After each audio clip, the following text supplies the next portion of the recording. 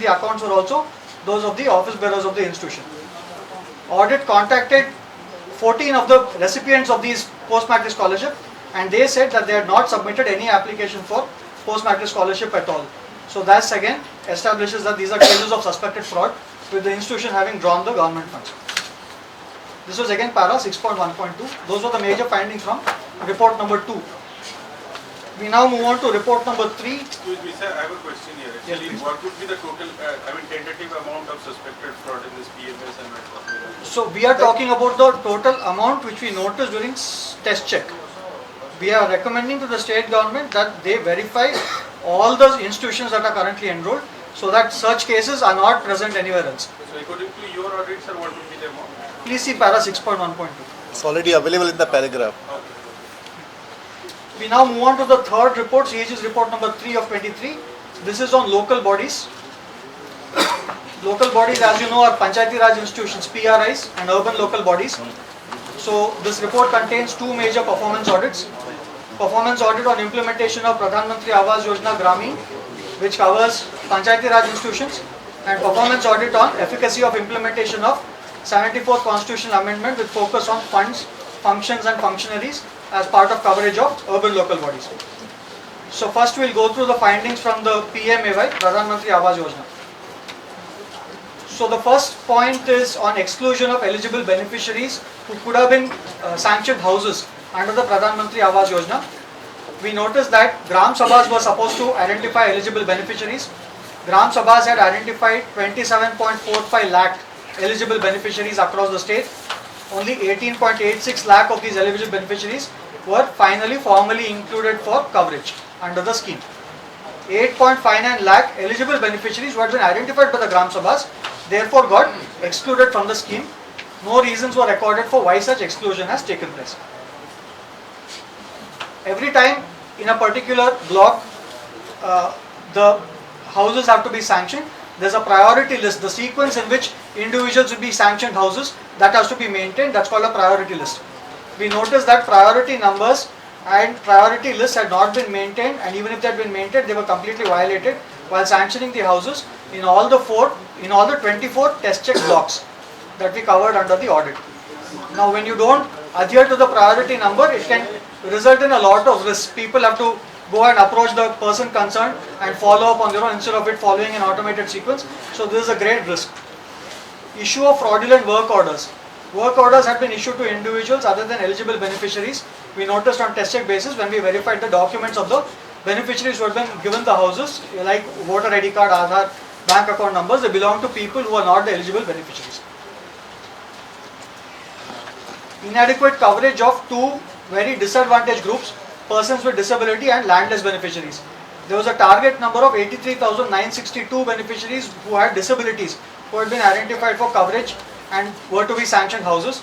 Against that number, only 2133, that is 2.5%, were actually sanctioned houses under the scheme.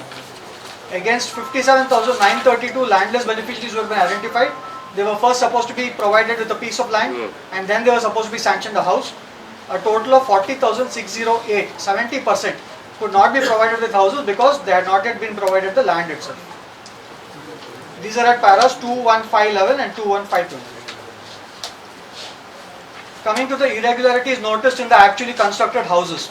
We conducted joint physical inspection across these 24 blocks in the state of 647 houses in all, house constructions in all.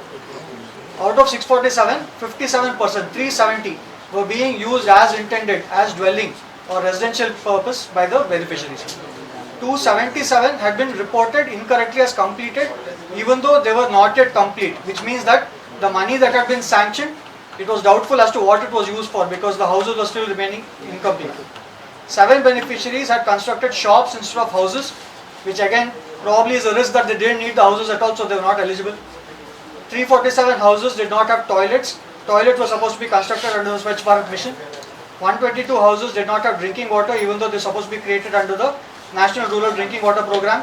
199 houses did not have electricity connections supposed to be provided under the Deen Dayal Upadhyay Gram Jyoti Yojana. 291 did not have LPG gas cylinder accounts to be provided under the Pradhan Mantri Ujjwala Yojana. This convergence which was supposed to take place was supposed to convert that construction into a living home, but that conversions had not taken place in the constructed houses. This is described in paras 2.65 and 217.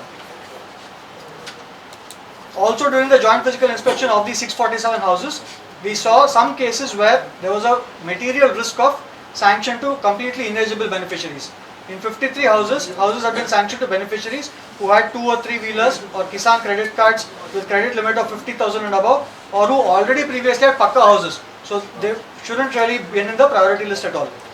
In 103 cases, the houses have been constructed with plinth area much higher than the norms, meaning you're getting, let's say, 1.5 lakh rupees assistance, but you're constructing a much larger house with overall value of 30 lakhs by utilizing this 1.5 as a subsidy instead of actually utilizing it for the house. So much larger houses again indicates the risk of ineligible beneficiaries. We now move on to the performance audit covering the urban local bodies. This was in compliance with the 74th Constitution Amendment Act.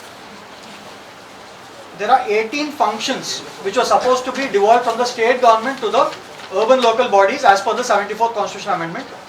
In Odisha, one function has not been devolved at all, which is fire services, due to lack of adequate capacity at the level of the urban local bodies. The other 17 functions are also not fully devolved in practice. They are partially carried out by ULBs, whereas they also have overlapping jurisdictions with other parastatals. So what is an example of this? The next point. None of the 20 ULBs are preparing their own comprehensive development plans. Instead, preparation of master plan, development plan are being performed by development authorities like Bhubaneswar Development Authority or Cuttack Development Authority, as well as district town planning authorities in all the 20 test checked urban local bodies. These were supposed to be fully devolved to the urban local bodies, but it hasn't yet been. These details are available at para 5.3.3.3. Coming to the funds, we noticed that even though the State Finance Commission had recommended a transfer of 1019 crores to the ULBs for the period 15 to 20, the state government transferred only 823 crores. So there was a shortfall in the amount of funds which were supposed to be provided to the urban local bodies. Apart from this, the Central Finance Commission had allocated 654 crores as a performance grant for the ULBs in Odisha. This performance grant was to be given only in case the urban local bodies fulfill certain conditions. So the urban local bodies unfortunately could not avail of 286.25 crores out of this central assistance which was available, and it was lost mainly because of non-fulfillment of conditions such as non-holding of elections. Elections were finally held only in 22, non-furnishing of audited accounts, and non-achievement of service level benchmarks in provision of services such as water supply, solid waste management and sewerage. Final point in terms of coverage of ULBs is on functionaries. So there is absence of required personnel and adequate control over them by the ULBs. The power to promote officials, initiate disciplinary action, impose penalties, basically to hold your officials to account, has not been delegated to ULBs. The state government continues to exercise those powers. Huge vacancies are there across all the cadres in crucial technical posts in the ULBs. It results in absence of adequate capacity to fulfill your services. And finally, there are a high number of posts which are filled through deputation, and the ULBs have no direct administrative control over them. These risks therefore are there in terms of funds, functions and functionaries for the ULBs. So those points very briefly were the contents of the 3 reports. We are happy to answer some basic questions.